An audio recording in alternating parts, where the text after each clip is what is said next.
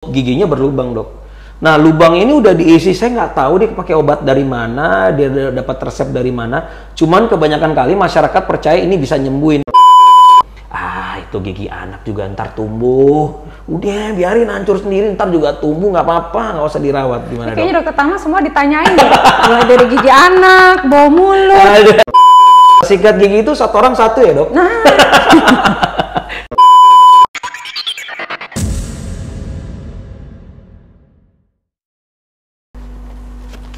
Assalamualaikum warahmatullahi wabarakatuh. Salam sejahtera buat kita semua. Selamat pagi, selamat siang, selamat malam, dimanapun kita berada yang menyaksikan ini. Hari ini seru banget, kita akan bahas beberapa hal tentang kesehatan gigi dan mulut. Saya Dr. Gigi Tarman, spesialis bedah mulut, akan mencoba menyampaikan, mencari informasi, nanya-nanya sedikit dengan teman kita. Dengan siapa, dokter? Silakan kenalin dirinya, dok. Halo, assalamualaikum warahmatullahi wabarakatuh. Selamat siang semuanya. Saya Dr. Gigi Asri, spesialis prosto dari RSUD Kota Bekasi. Oke, dok. Sedikit sebelum kita melangkah lebih jauh, mau nanya, kalau dokter spesialis prosto tuh lebih apa, dok? Spesialisnya tentang apa sih, dok? Jadi kalau spesialis prosto itu begini, dokter Tarman, dia setelah lulus dokter gigi mengambil bidang lagi ke atas untuk lebih mendalami seputar gigi tiruan, seputar implan, maksilofasial, terus kemudian gigi tiruan yang bersifat cekat ataupun lepasan gitu ya. Nah, jadi lebih khusus lagi membahas ke arah ke sana. Gitu. Oh, berarti jadi kalau jadi sekolah lagi. Berarti kalau gigi udah nggak bisa diselamatin, udah harus dilakukan tindakan sesuatu untuk pengganti ya, dok ya? Iya, untuk nantinya menggantikan gigi yang sudah hilang. Oke, gitu. Baik, dok. Hari ini kita akan coba ngobrol-ngobrol, dok. Kita mau mencari informasi deh, dok, dari paling benar ya dari dokter ya. Kita harus cari informasi dari dokter tentunya. Lalu kita mau tanya beberapa hal nih, dok. Kita akan bahas diskusi beberapa hal, yaitu ini, dok, hal-hal yang biasanya masyarakat tuh suka bingung gitu, dok. Ini benar nggak ya, yang ini nggak ya. Oh, mitos ya. Betul, dok. Yang benernya kayak gimana sih? Kata orang begini, kata orang gitu. Oke, dok, kita mulai ya, dok. Satu pertanyaan sederhana nih, dok.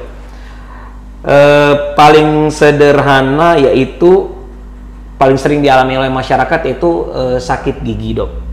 Pertanyaannya, dok, itu apakah benar, dok, kalau orang sakit gigi itu ya namanya sakit ya diobatin? Kalau udah nggak sakit ya sudah gitu, diobatin aja gitu. Gimana, dok, tanggapan dokter? Kalau namanya sakit gigi ya pasti ya harus diobatin. Apalagi kondisinya lagi tiba-tiba datang nggak lagi ngapa-ngapain sakit, terus aduh bikin semuanya nggak enak deh pokoknya. Nah, itu pada saat pertama kali udah pasti harus obat dulu diutamakan. Cuman kan obatnya juga nggak bisa sembarangan dapat dari mana, yang pasti harus dalam pengeresepan dokter gitu ya. Sudah dapat dari dokter, baru diminum sesuai ketentuannya. Nah, selanjutnya gimana setelah minum obat? Biasanya kan enak tuh, 5 hari. Membaik, pasti membaik tuh. Biasanya lupa tuh kalau udah membaik. Pengennya udahan aja gitu. Nah, itu harusnya dilanjutin lagi tuh tahap selanjutnya. Periksakanlah lebih jauh, harusnya disolusinya tuh kayak gimana.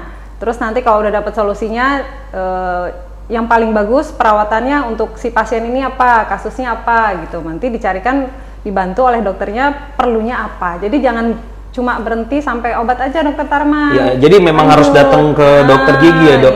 Diperiksa lebih lanjut ya, dok ya. Betul. Oke. Dan satu lagi, biasanya jangan lupa teman-teman, semua orang tuh punya keluhan berbeda, indikasinya berbeda, penanggulangannya juga berbeda. Jadi jangan sama. Soalnya sering dengar tuh, dok, si ini pakai ini sembuh, dia ikutin, ternyata beda kan, dok, gejalanya beda, tindakannya beda. Nah, iya, itu juga sering kejadian tuh, dokter Tarman. Maksudnya dari mulut ke mulut pakai pengobatan dengan cara sendiri, diolesin ini, diolesin itu, terus berhasil gitu. Kebetulan mungkin berhasil gitu. Tapi begitu di kasusnya beda di orang lain, nanti bukannya tambah berhasil, malah terjadi sesuatu yang lebih buruk kan, akhirnya yang rugi pasiennya sendiri. Saya jadi ingat tuh, dok, saya pernah dapat ketemu pasien masyarakat, dia datang udah dengan satu kondisi itu giginya berlubang, dok. Nah, lubang ini udah diisi, saya nggak tahu dia pakai obat dari mana, dia dapat resep dari mana. Cuman kebanyakan kali masyarakat percaya ini bisa nyembuhin. Lalu ngomong itu biasa gini, oh iya nih orang tua saya dulu pakai ini gitu, orang kakek saya pakai ini dan biasanya sembuh dok. Gimana dok tanggapannya? Oh itu dok? yang suka tiba-tiba di dalam ada obat mujarab itu ya? Iya obat suka dimasukin ke dalam lubang. Ya. Sebenarnya itu kayaknya sama deh, sekedar mitos, dipakaikan minyak angin, minyak kakak tua ya kalau betul ada juga dimasukin ya. Itu obat lama banget, kayaknya masih ada orang masih taruh di kapas dimasukin gitu. Itu kan biasanya cuma meredakan rasa sakit sementara ya, tapi sebenarnya kondisi yang terjadi di dalam jaringan giginya tuh sudah dirusak gitu dengan pemakaian obat-obat seperti itu. Jadi sebenarnya coba dia lebih teliti lagi, lebih hati-hati lagi kalau mencari solusi, sebaiknya langsung dari dokternya. Ke dokter gigi ya, datang ke yang ahlinya ya dok ya. Oke dok, pertanyaan berikutnya dok, ini juga sering ditanyakan nih dok. Bagaimana sih? Saya lihat kan sekarang iklan tuh banyak banget dok, mau gigi bagus, gigi bersih, apa dan lain sebagainya. Tapi yang saya mau tanyakan dok, itu kalau bau mulut gimana ya dok? Kalau bau mulut itu biasanya memang ngetren tuh menjelang pas lagi bulan puasa, itu memang ngetren. Itu kan beda kondisi ya, memang karena kondisi keseluruhan kita kan memang lagi berpuasa gitu. Nah lain hal kalau nggak bulan puasa tuh gimana kok masih bau mulut juga gitu kan. Nah itu kan biasanya macam-macam pertimbangannya, apakah dia punya penyakit kondisi lain gitu ya, seperti penyakit gangguan pencernaan, terus kondisi psikologisnya lagi terganggu, lagi nggak enak gitu, lagi nggak mood banget nih gitu kan, stres atau lagi apa. Nah itu kan mempengaruhi produksi air liur kita ya dokter Tarman ya. Terus jadinya kan mulut jadi lebih kering, bau mulut lebih gampang muncul gitu kan. Nah hal-hal lain juga banyak sebenarnya penyebab bau mulut yang perlu diantisipasi gitu kan. Misalkan kalau pasiennya tuh pengguna gigi tiruannya nggak pernah dibersihkan gitu kan, akhirnya jadi banyak koloni-koloni bakteri di gigi tiruannya, terus atau karang giginya sudah setahun, 2 tahun, 3 tahun udah kayak deposito berjangka gitu. Sama ini dok, apa kebiasaan merokok?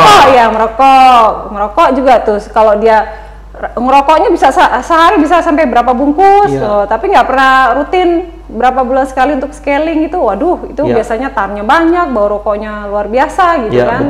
Betul. Nah, terus yang lain-lain juga pasti mempengaruhi, misalnya gimana sih gigi berlubang ya dok? Gigi berlubang termasuk itu kebersihan rongga mulut secara keseluruhan gitu ya dokter Tarman ya. Kalau gigi berlubangnya banyak sekali ditimbrungin sama karang gigi, waduh itu udah luar biasa biasanya bau mulutnya gitu. Kadang ada sisa ayam kemarin malam juga maksudnya. Sisa makanan kemarin masih ada. Kadang ada sayur juga, itu bau sih, bukan bau sayur tapi bau masih yang mending. Kalau yang makanan lebih menyengat lagi, wah luar biasa yang makanan. Iya betul. Nah gimana dok, ada biar masyarakat tahu nih dokter, ada tips gak dok atau cara-cara supaya menjaga kebersihan gigi dan mulut, termasuk supaya tidak halitosis, tidak bau mulut dok? Yang pasti kan intake cairan tuh harus mencukupi ya dokter Tarman. Minum air putih ya? Air putih, itu harus banget ya, jangan sampai kurang. Betul. Supaya kita nggak kering rongga mulutnya. Terus kebersihan mulut udah pasti dijaga sesuai standar. Misalnya kalau cek ya ke dokter gigi 6 bulan sekali. Apakah sekedar hanya pembersihan karang gigi, menambah lubang-lubang gigi yang kecil gitu. Kadang itu selalu disepelekan gitu. Nanti aja lah, orang belum sakit gitu kan. Nanti aja lah, selalu nanti akhirnya sudah besar, sudah terlambat. Yang memang kalau sudah parah gitu pengobatannya nggak praktis juga dokter Tarman. Akhirnya kan ujung-ujungnya alternatifnya udah nggak punya harapan, giginya jadi harus dicabut gitu kan. Padahal kalau dicegah dari awal dia kan bisa banyak alternatif perawatan yang bisa diterima sama pasien gitu. Jadi banyak untungnya kalau dari awal-awal tuh sudah merawat giginya tuh rutin gitu. Baik dok. Jadi hal yang paling pertama yang kita buat ya sebelum kita ke dokter gigi berarti harus jaga kebersihan sendiri dok ya. Maksudnya apa yang paling gampang sikat gigi ya dok ya.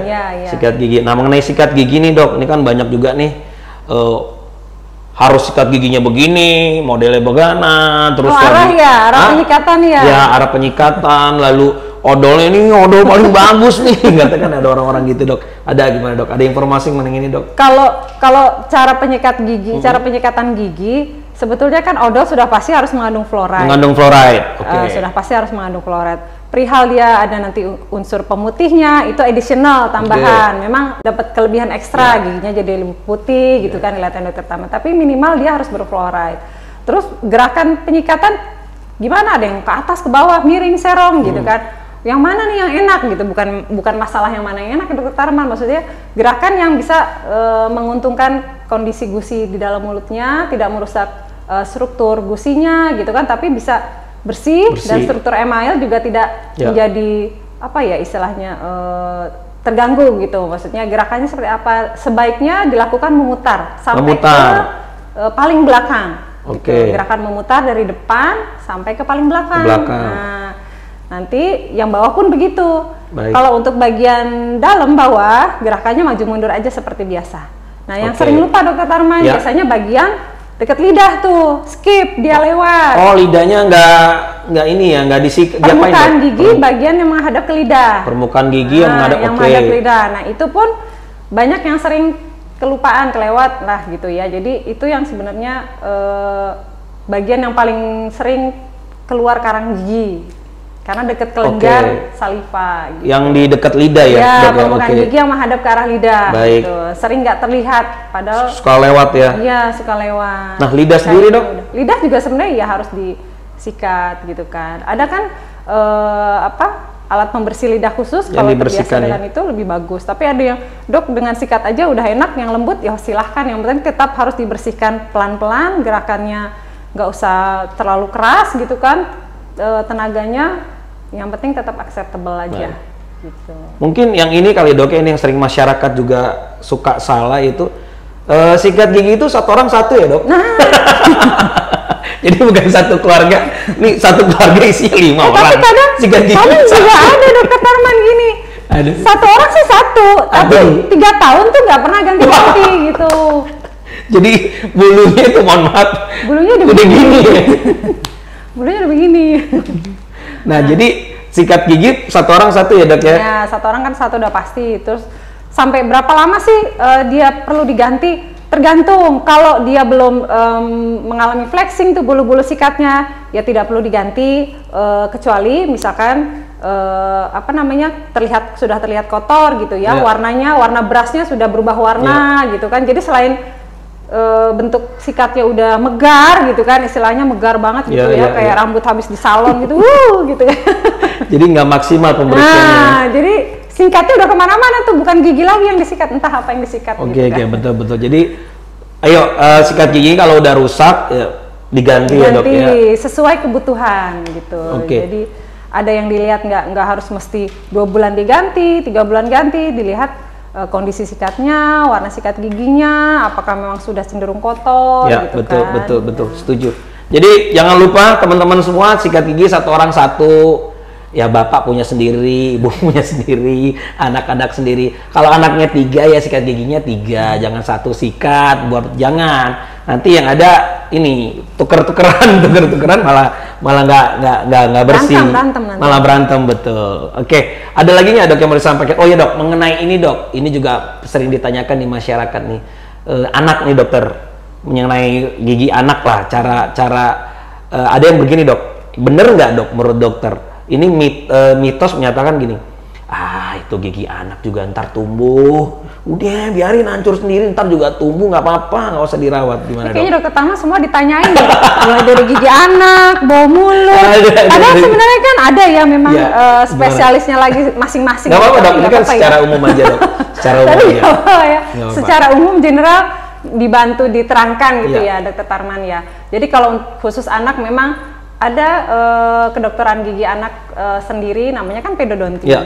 Dia khusus menangani pasien yang anak-anak kecil gitu ya, masih di bawah remaja gitu. Karena kenapa? Kondisi kesehatan gigi dan mulutnya kan khusus gitu. Jadi dia bercampur periode giginya, gigi susu, itu nanti ada periode bercampur, gigi bercampur, terus digantikan dengan periode gigi dewasa atau gigi tetap.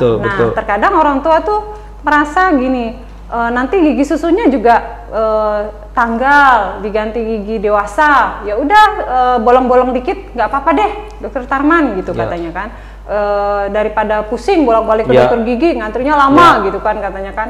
Terus akhirnya datang ke dokter gigi, kondisinya udah parah, udah susah diselamatin, anaknya jadi sakit-sakitan, mau buka mulut aja udah keburu sakit duluan, udah ini itu, akhirnya kan anaknya jadi trauma, kasihan. tindakan giginya jadi lebih nggak enak. Betul. Karena lebih apa ya, lebih mengiritasi buat si anak kecil ini. Nah jadinya sebelum kondisi giginya semakin parah, segera dibawa. Jadi anaknya juga nggak trauma selama tindakan di dokter gigi. Betul. Terus apa namanya gigi tetapnya juga kan gantinya nanti ada periodenya sendiri.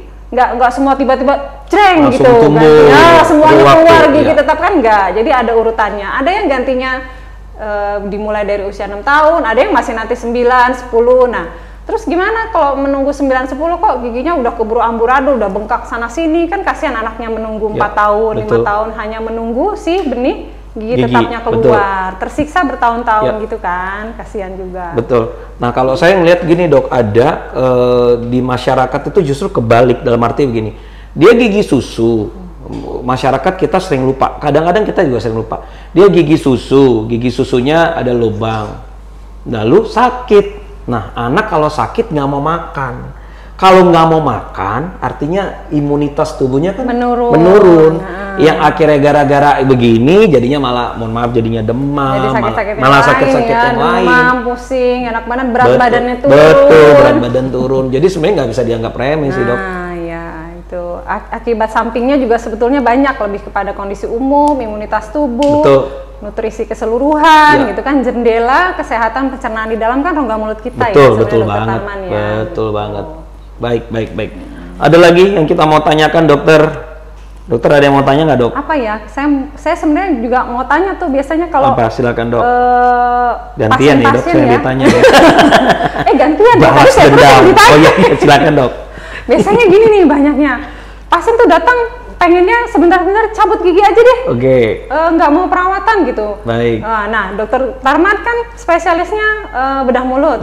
Gimana tuh dokter Tarman mengarahkan pasien-pasiennya tiba-tiba datang supaya nggak sebentar-sebentar cabut, Baik. Nah, gitu. Bagi gini dok, dokter Asri, jadi begini. Tindakan pencabutan itu atau pembedahan itu adalah tindakan yang terakhir yang biasa kita lakukan.